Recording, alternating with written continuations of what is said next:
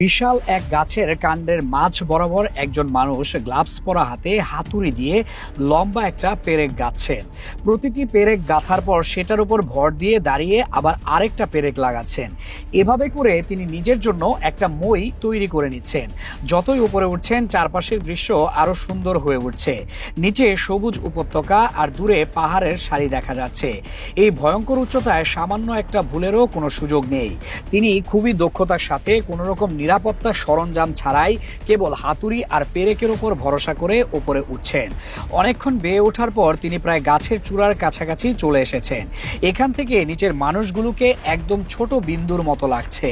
এবার তিনি গাছের মূল কাণ্ড বেয়ে উপরে উঠে একটা মোটা ডালের উপর দাঁড়ান, যেখান থেকে গাছটা বিভিন্ন দিকে ভাগ হয়ে গেছে।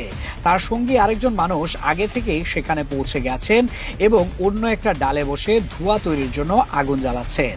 এরপর ক্যামেরা ধরা লোকটি সাবধানে একটা মোটা ডালের উপর দিয়ে হেঁটে তার সঙ্গীর দিকে এগিয়ে যেতে থাকেন। ডালটা একেবারে চিকন একটা রাস্তার মতো, যার দুই পাশে গভীর খাদ। এত উঁচুতে ডালের উপর দিয়ে হাঁটা সত্যিই সাহসের ব্যাপার।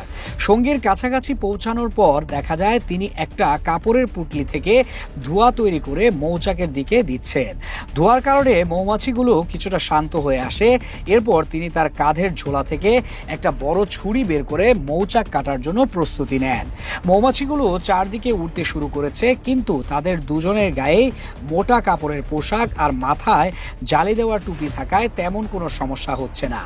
তিনি সাবধানে মৌচাকের একটা অংশ কেটে নিয়ে একটা পলিথিনের ব্যাগে ভরেন এবং তার সঙ্গীকে দেন। এরপর তিনি মৌচাকের বাকি অংশগুলো এক এক করে কেটে ব্যাগে ভরতে থাকেন।